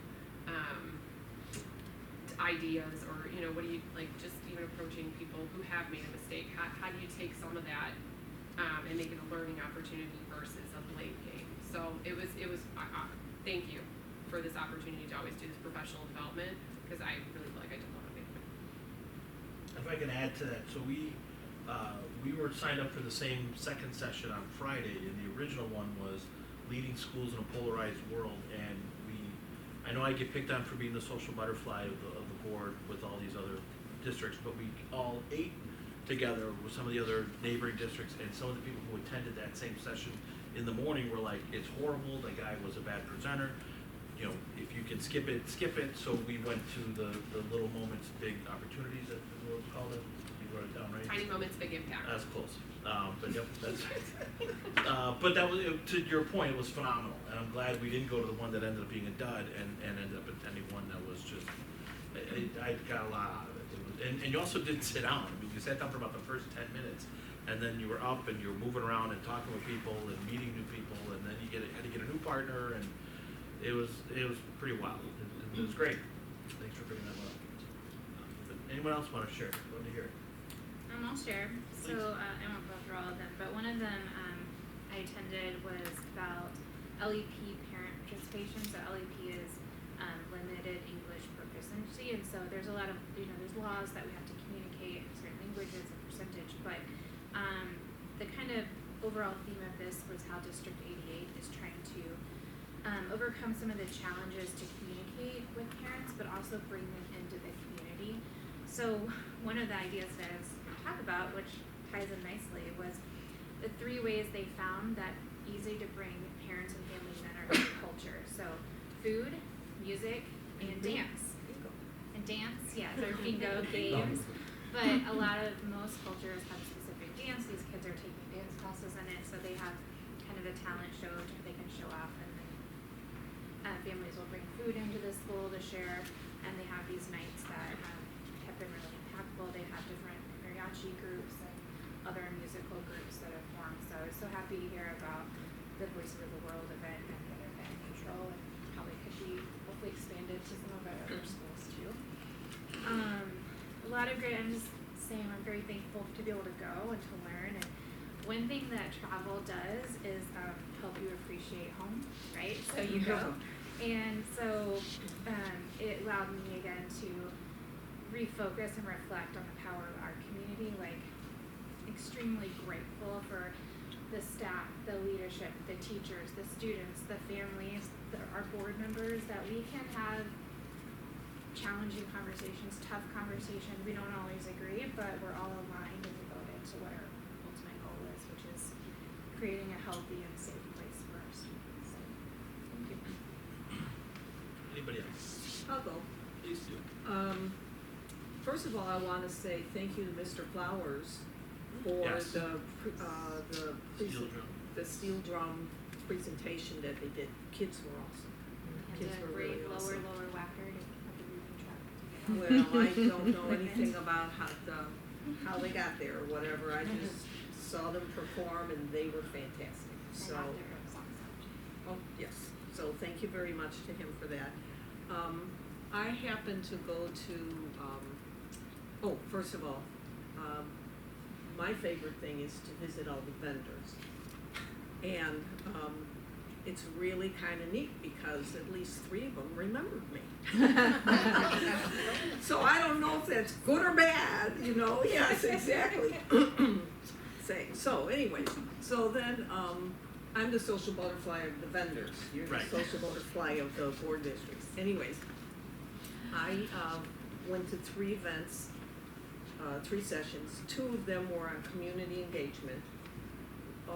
Basically, I was looking for ideas on what we can do better or what we could do. It turns out that we are doing just about what everybody else is doing. Everybody is struggling with trying to get more community involvement. So it was no big surprise to me. One of the community engagement sessions had superintendent from District 214 there, Dr. Rowe, and I was interested in how he steered the board toward the referendum community engagement. So that was interesting to hear him talk about that, which we have all read in the newspaper, so I won't bore you. And then the third one I went to was negotiations, and Ryan was there. So it was really nice because I sat there going, Ryan, get that information. You call the guy and get the information, because going from one business person to another, they would be more attuned to giving and sharing, as opposed to me just being a board member calling. So, and then talking to Ryan, he's been doing it, and we're getting some, there's little calculators. What do they call those things? Calculators say that, call it a playbook or something, just kind of like a checklist of a few different things to do. And then you could put a number in, like if you wanted to have this much for, let's say X, then that's how the number changes. How the money number, it's a money calculator. So it was. Don't let Bob see it. No, they share it. They share it with us. Right. Yeah, so you're using the same information when negotiating. Take that back. And then you can manipulate. Yeah. Well, and so that if You're making the same assumptions. Sure. You're making the same assumptions, using the same calculator, and one party can't come and say, well, when we put the number in, we get this. No, when we That's a great point. you both put it in, you both come up with the same end result. So that was very interesting. And I'm glad Ryan was there, because, wow, there was a lot of it. And I was taking pictures because they hadn't uploaded the documents for you yet. And screenshots. the screenshots, except I left my phone at home tonight, so there's not much I can tell you. So anyways, that's what I did. Please. There you go. Just high-level stuff. Every year, I find the Triple I conference to be valuable. Some years better than others with content and individual sessions, and just like this time, 3 sessions, 2 okay, 1 forgettable. I don't remember what the third was. It was so forgettable, but that's what it is. But the consistency in going, I think, is valuable, at least for us to share and connect and hopefully speak on ideas. Quickly, one of the 2 was on evidence-based funding and what school districts should expect both from the federal government and state in terms of revenue. And these were presented by 3 state legislators down in Springfield. And essentially they said, whatever you're planning on, expect less. Just across the board. So he couldn't put his finger on exactly how much less, but don't plan on getting the full amount that's in your budget. And just like we all do down to the micro level within schools and teachers and districts, it says it's always just one pie. So whatever you take from one goes to another. There's no creation of additional funds. It's, somebody wins or somebody loses in that pie of the funds. So I think that's always applicable in discussions we have and how we budget and spend things. And then the other one was on coaching. Peer teacher coaches, and I think Mary Flessos is one of our district coaches. But they said it's not enough, and I love how they started this with the world's greatest athletes always had a coach, and we have some of the best teachers, but they also have coaches. Tom Brady, Michael Jordan, all have coaches. So your rock star teachers probably still couldn't even elevate their game with more in school coaching. So if Mary is one of our rock star coaches, well, we have 3 other coaching, in school opportunities that could be considered. Pending availability of funds, how we want to do it, but maybe something that every district should take into consideration to allow their teachers an avenue for both personal and professional growth, and of course to help the students to be instructed by the best possible educator in the buildings.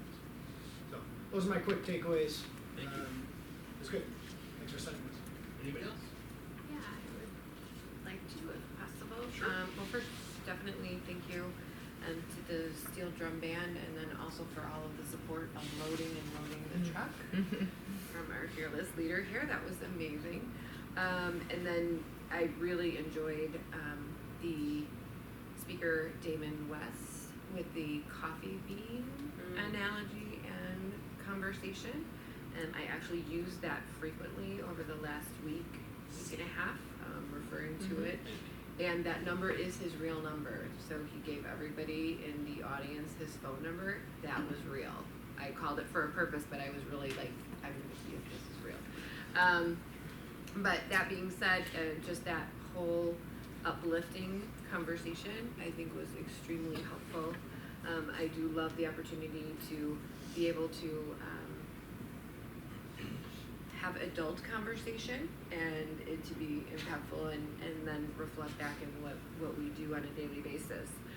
One of the presentations I went to that I found extremely helpful and also unfortunately reflective and concerning was about mental health, and it's called It Takes a Village. And it was talking about new mental health numbers and crises that we're having throughout not only the state but the country as a whole. It was focusing primarily on more adolescent. However, they touched on how the numbers both in early childhood education and elementary education were skyrocketing as well. They did a little cahoots, so I'm not going to put you all through that, but I did want to mention of great concern was that now we're seeing 1 in 6 children experience a major depressive experience, and 1 in 9 with suicide. So just being aware as the first, sometimes the first line of defense in these situations, how we're able to support our students, and they provided a lot of different suggestions and partnerships and whatnot. So I found it, although it was enlightening, it was maybe started off as negative, it was just very informative to see how districts are able to access community resources and be there for the families and these particular children, that the numbers have just went up exponentially to then turn that back around. So I really enjoyed that one. Thank you. Well. Okay, moving on, we'll go to superintendent's report, Dr. Megan, for mid-year review. Before I jump in, I'm gonna grab Are you bringing us refills? No.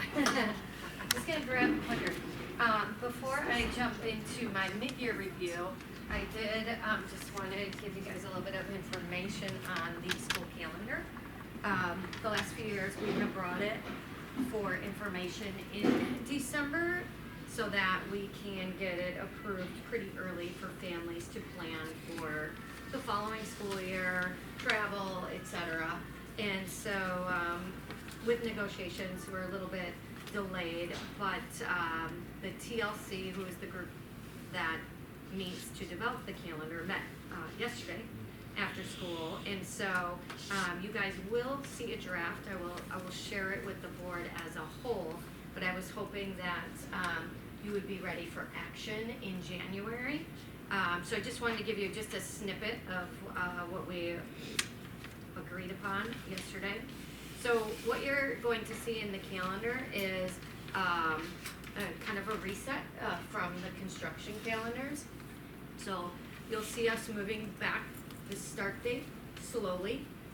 So it's definitely not going to be as late as it was this last year and not as late as the year prior. So we're looking at a start date of like August 19th for students, which again is not as early as we had been, but again, just slowly moving it back. So you'll see that, and then you'll also see a reset of the holidays. So you'll see some more of those traditional holidays coming back.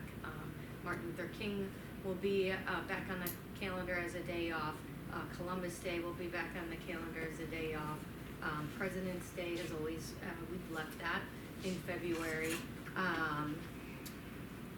There is a pre-planned day off for the November 3rd election.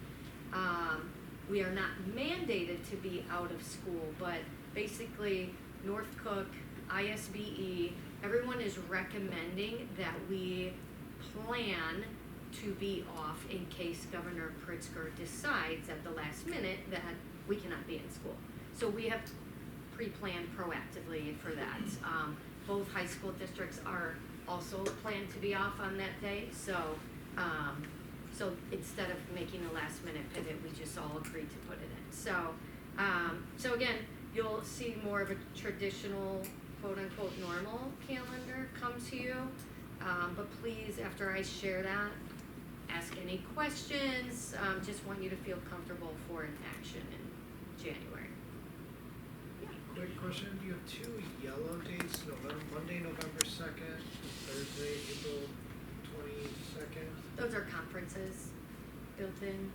Those are conferences, non-attendance days for students. For students. Yeah. Yeah. But they count as student attendance days, Right. if you wanna talk more about that, no. They do, I mean, Is my kid going to school? No, No. yeah, yeah. I will throw in about the election day that I get it, but we now have so many opportunities to early vote now. We also, it's a Tuesday, which means we're back in school on a Monday, then off. No, off that day? Well, we plan to have conferences on that Monday. Okay, I was gonna say, So 'cause that it was a one- little bit less cumbersome. Well, it's just there's a temptation there for anybody to take a long weekend. Right. So anytime there's that kind of setup is kind of Yeah. setting us up for trouble. Yeah. I think we were fearful that the governor would mandate us not being in school and calling it a holiday. I think he did that a few years ago, or maybe that was just the general election, but so it really works timing wise, is a nice piggyback to have conferences. I'm sure in. you'll figure out what to do best. Ironically though, it kind of makes it harder for everybody else to vote, but like everybody can vote early, so it's like, I mean, we all kind of need to Yeah. throw that one on the table and figure out, like, are we gonna do it or not? You know, be be off that day or not, but whatever, I totally understand you guys. Any reason to do it slowly, kind of getting back to our previous calendar pace? I don't know, I think we just thought that a 3-week shift moving back really, actually almost 4 weeks back to mid-August would be a bit of a shock, so. Okay. Right, so getting out a week later. I mean, we're still getting out the 28th of May, which. No, I mean, like, but this year ends, like, Yes. the first week of June, and then you would be, like, start August 11th, or that's very close. Yeah, I think we're also, I don't know, we didn't really talk in detail, but I feel like I've gotten a lot of feedback from parents that really like the late start. And so I think this might be a good experiment to see like what is too early for us and what is not too early for us. I think getting out a week before Memorial Day, start date determines end date, is a really early thing to get out. So. And I've obviously been corrupted here because now I think about the teachers, not just myself as a parent. So the teachers do need some spacing to have some time off during the year, much to the chagrin of a parent, but, that there's that balance. Yeah, yeah. And, yeah, so, any other questions? Okay, so now jumping into my mid-year update.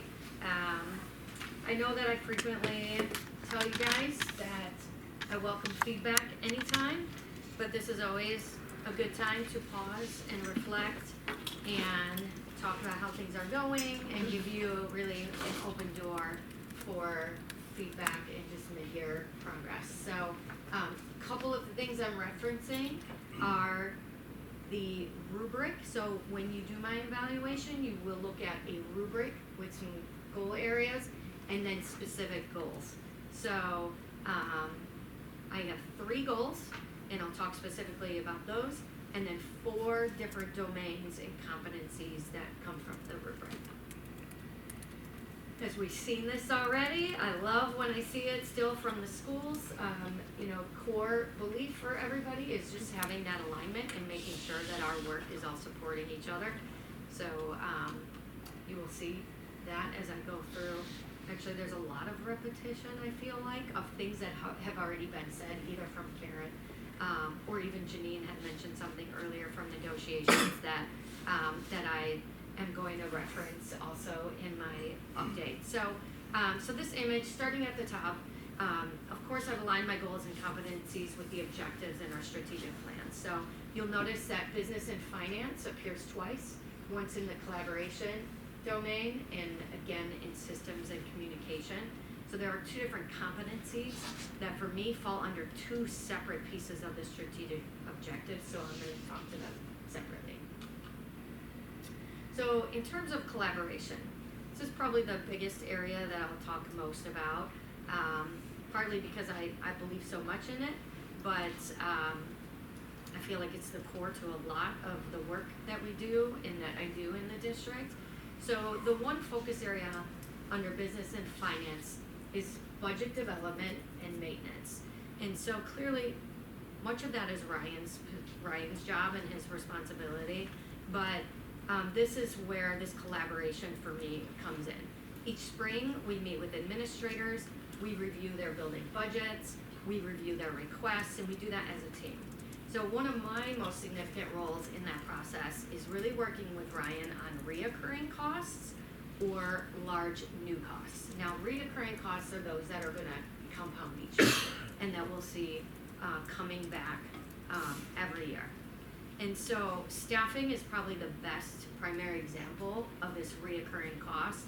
And so that's where my work involves really monitoring those staffing levels and the class sizes. So this year, as you guys know, we closely watched 2 grade levels, and we needed to make sure like whether additional staff would be necessary. And it's never easy to say no to principals or to staff members when they want additional resources. But that's where I feel like the tough part of my job, and Ryan's really good about this too, is listening and being very thoughtful. And so again, the work is collaborative, I approach those decisions with with caution. I want to make sure that I'm listening. I want to make sure that I'm balancing the different perspectives, and so that's where I feel like a big part of that budget development, that maintenance, is on my shoulders. And so when you guys saw the staffing report this year, specifically we were watching kindergarten, if you remember, and 4th grade Euclid. So easy to say, like, yes, 2 more teachers, right? So 2 teachers on the low end over 5 years, it's $750,000. And so like that reoccurring cost, that staffing and benefits, is one of our biggest costs. And I want teachers to have the resources. I just want to make sure that we're being thoughtful about it. And so I thought that that number, I mean, that's a big number.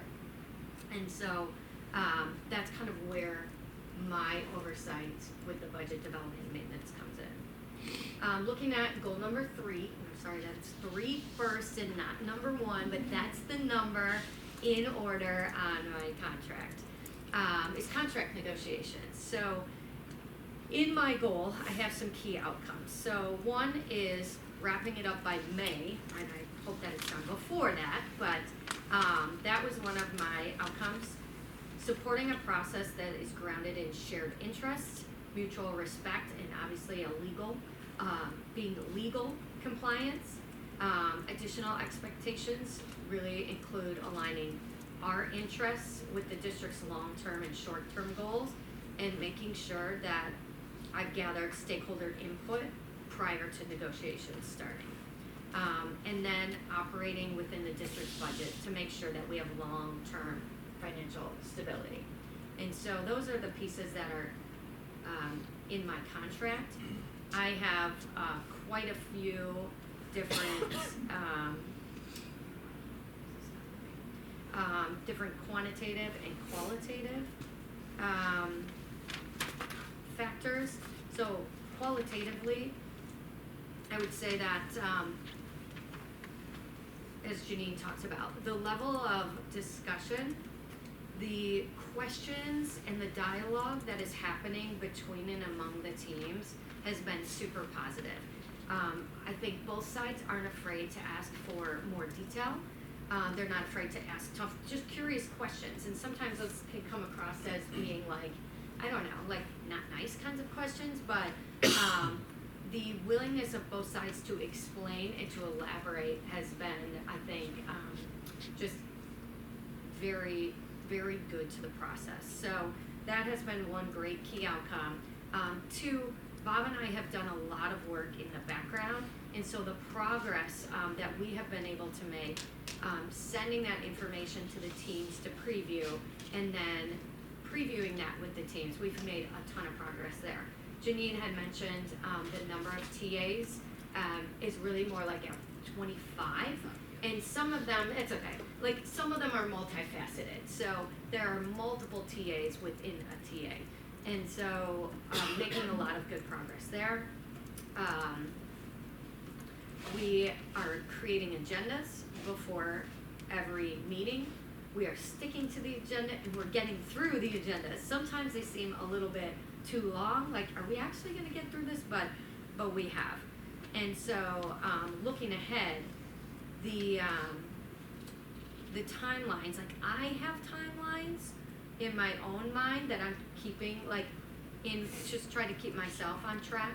But I think, we're gonna start to get into some compensation and some more financial things, which again goes along with the timeline of really moving through the process. So we're doing a really, I think, efficient job of tackling a lot of work in a short period of time. Okay.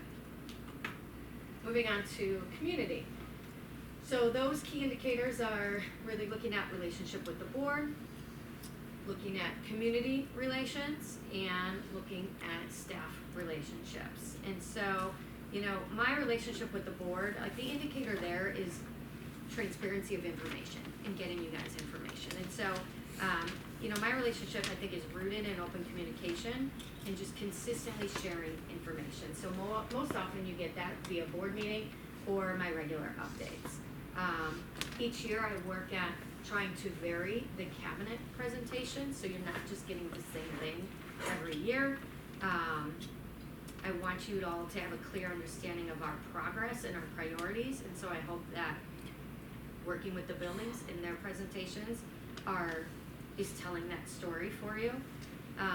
You've seen the assistant principals now join in on the presentation and give a little bit, and we've given a little bit different approach to our fall data with the realignment and the renorming.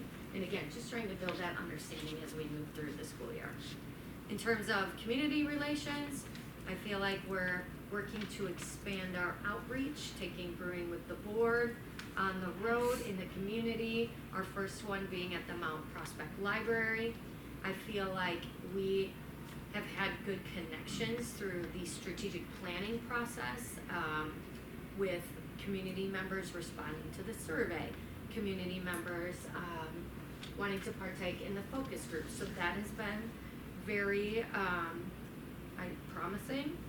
We have regular press releases, and our community newsletter helps us make sure that we're continue to be visible, accessible, and transparent to the community.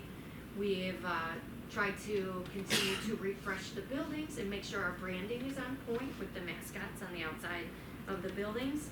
Not going overboard, but just trying to sprinkle some refresh in here and there. And then, I feel like we have done, like as a board, your community engagement, like the bingo, like some of those things have gotten to be really great. The serving freeze pops at the walkathon, and so I feel like that has strengthened those relationships with the staff and the students. So my relationships with staff are always ongoing. I work to make those intentional. I try to make it a priority to be present at school events and in the buildings throughout the year, asking staff about their families and having more personal conversations than always professional. Another key area of focus this year is personnel matters. But basically, Ryan and I kind of work on those together with HR, and each year I find myself learning new personnel type issue matters, and so I like the variety, and I like learning new things every year. So that's kind of community there in a nutshell. Moving on to curriculum, that's my first goal is student growth and monitoring student growth. So for that, we've always had the goal of 65% of students meeting growth goals in reading and math. Like that has been our strategic plan goal from 5 years ago, and that is the target that we're all working towards. So you kind of heard Karen talk about that. Last year, 3 out of our 4 buildings met our ambitious growth goal in math, and 1 building achieved the goal in language arts reading. So, we set that challenging bar several years ago, and we've been making consistent progress ever since. I feel like the math scores were some of the highest that we had ever seen. And so, of course, you're hearing the buildings talk about discourse and the focus on literacy, and obviously that makes sense with our growth and where we're going. I feel like I am fortunate to work in a district where I can focus on curriculum and instruction and not just operations. A lot of superintendents only focus on operations, and so I appreciate that I can really spend time on student growth and instruction. So I feel like from my chair, my main responsibility when it comes to this is making sure we have a good vision alignment, we're optimizing our resources, and that there's accountability. And so I think, I would celebrate our alignment as one of the best things that we have going for us right now. Our collective efficacy of our administrative team and the alignment, we're not just unified in purpose, but we are unified in action. The principals are learning from each other. We continuously make each other better. Kind of like what you were talking about, your relationship with each other on the board. We have the same dynamic going on, and so I feel like that's one of our most powerful assets right now, that our team alignment is ensuring that our resources, our decisions, and our accountability flows directly towards maximizing this student growth. And so I'm really proud of that, and it's, I think, again, one of the best assets we have. I feel like we have very clear targets. Alignment is visible, like you heard it tonight, you've seen the triangle. You hear the strategic plan being referenced in the presentations, you hear it in the discussions, you see connections across the district. Every building principal and assistant principal is fully aware of that growth criteria. They reference it with their building leadership teams, they reference it with their staff. So our targets are very clear. Our communication is super clear, and we're constantly communicating these targets. So in terms of resources and optimizing those, I feel like that's a cabinet approach. And so the cabinet really works very closely on optimizing the resources, from curriculum to staffing to time. Time is one of our biggest resources. We share that among the team, and we make sure that those resources are aligned, again, to the district's strategic plan. And we also share accountability. And so from my 50,000 foot, I feel like it's my responsibility to have a system for obtaining the information, for making sure that I'm in the buildings to see how these plans that the principals are talking about are playing out. I need to see the professional development on Thursday. I need to be present in the classrooms to see how the pilots are rolling out. And so I need to make sure that I have a system for obtaining that information, and a system for giving my team feedback. And so I spend time and I make sure that I vary my approach, that I'm in the buildings, and that I'm working closely with principals and my cabinet to keep up to date with the things that are happening. The cabinet view is more of that like 20,000 foot view, and they own the accountability within their specific domains in their different departments. And so they also share the responsibility of giving feedback, of monitoring the delivery of their goals and their work inside their departments. This year, I've integrated another layer of feedback into evaluations. Last year, I asked Carrie to join in on the principals to do the assistant principal evaluations. One, so that the assistant principal was getting multiple forms of feedback for their review, but two, their work is not just siloed in a building, it's also district-wide. So Carrie's feedback can provide that systemic view in terms of what's happening in the buildings, and the buildings can give a little bit more focused internal view. So this year I've asked Christy to join me in the principal evaluations for really the same reason. Like, one, I've given you feedback for the last 4 years. I want to make sure that you are getting varied feedback and from different lenses, from also different people who have different strengths. And so I don't pretend to know everything, and I think adding that layer is also a valuable way to give them feedback that's not just coming from me. And then moving on to systems and communication. Again, business and finance comes up here, again, more systemically, and that's really with the piece with facility priorities. And so, yes, we've completed Indian Grove, we've completed Euclid, but there is also long-term infrastructure planning for the middle school and continued maintenance in the district. So this year, my goal is to return to the board in early spring, partnering with Brian and with Dan to really give you all more details with unfinished facility unfinished facility projects from the buildings that have been renovated, and a timeline and key dates, lifespans of things at the middle school with priorities attached. And so this is more of a systems piece, but infrastructure is still and will be on my radar as far as planning for the future to help guide our next steps. Strategic planning, goal number 2. I gave a little bit more of a detailed update last month, so I'm not going to rehash that, but some of my specific goals set for the development. So my hope is to give you guys a rough roadmap by the end of February, like where are we headed, an adoption of the new strategic plan by the end of May, and then as part of the strategic plan, I also want some sort of monitoring dashboard, metrics, something to go along with the plan that can be visible. So I'd like that in place by the end of June. So I set some aggressive targets for community engagement for the number of surveys, and I saw some strong participation. I didn't meet all of the goals that I set for the numbers, but was still happy with some of the targets overall. So like I wanted 100 community members for the survey. I got 94, so close. 984 survey responses in total. I think I had mentioned this maybe a couple months ago, but I was really hoping to get 50 former students, and that's just me coming up with numbers, and I only got 11. But I think that was the hardest group to target, and that was just, had never done it before, and just didn't anticipate trying to get students, former students would be that difficult. So really pleased that we've had a strong interest in focus groups. 21 parents expressed interest in participating, 9 community members and 17 staff members. So we've completed 3 rounds of parent focus groups, and the feedback that I've gotten from the administrators leading that has been very positive.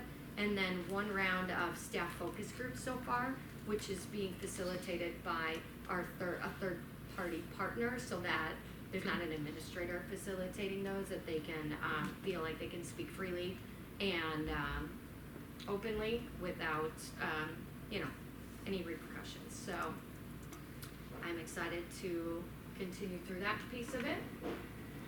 Looking ahead, I mean, this year focused on contract negotiations and strategic planning. I feel like I'm spending more time in my office and at my desk or in meetings than I'm normally comfortable with, but so that's just like me, that's okay.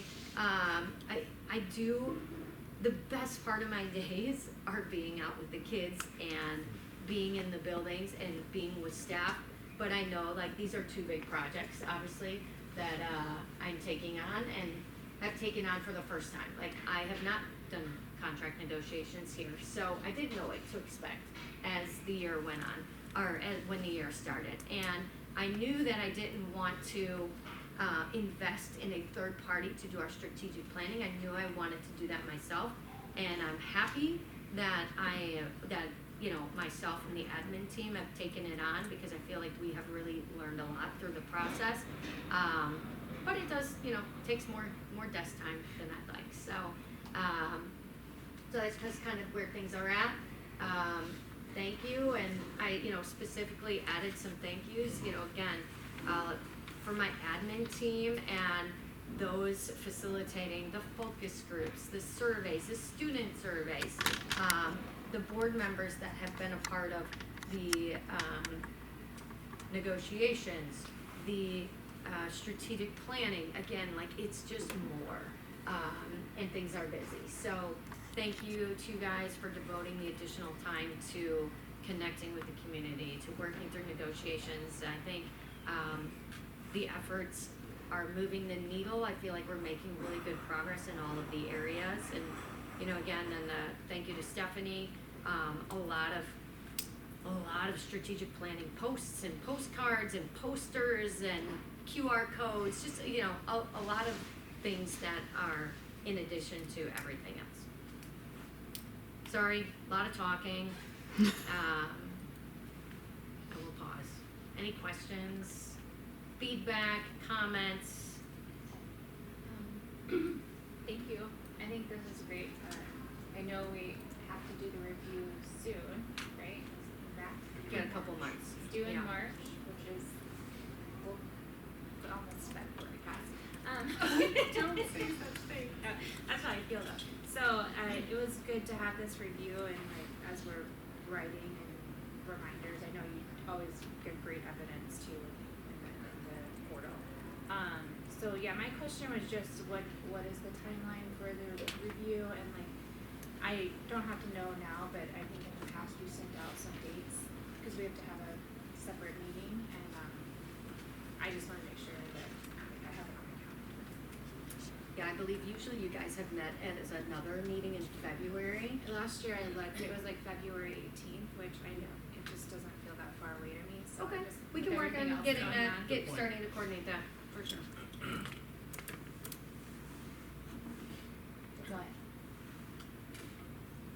questions? I had a question. You touched on it pretty thoroughly already, on what you are setting for goals and measurements of your success for the contract negotiations.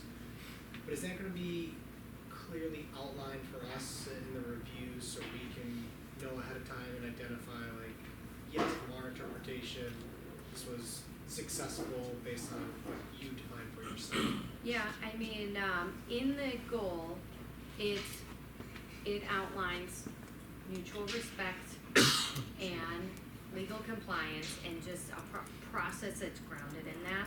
So that's not Okay, so really. yeah, you did say that Yep. already, so I was just, So that is exactly what written you were- in okay. the goal as a key outcome. Aligning interests with the district's long and short-term goals. And again, these are written more on on the front end. Yeah. And so, making sure that I had stakeholder input and operating within the district's budget. So those are like the 4 key components.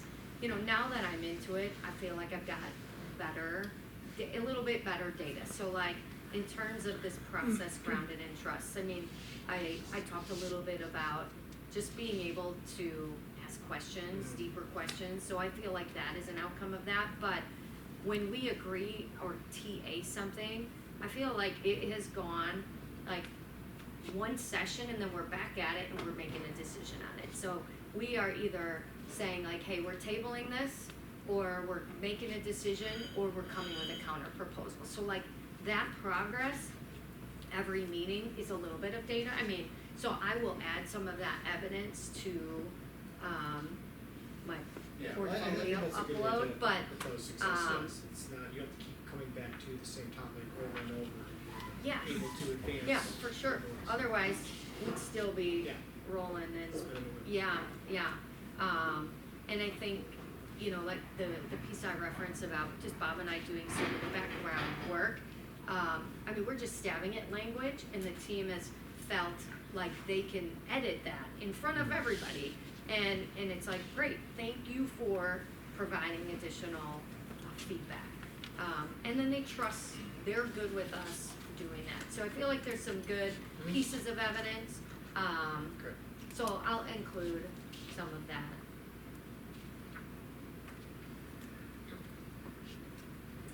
Any other questions?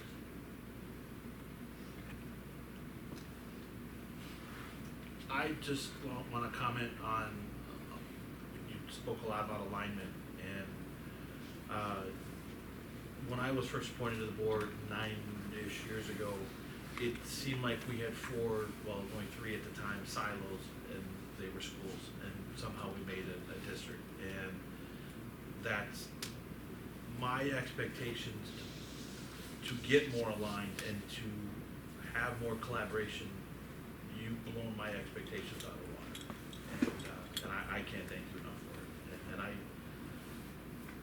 I always figure there's times where we get to a point where it's like, okay, well, that's as good as it's going to get, and I don't mean that negatively, but you then exceed those expectations. So I can't thank you enough. This is a great update. I appreciate it. Got the team on the bus, all in the right seats.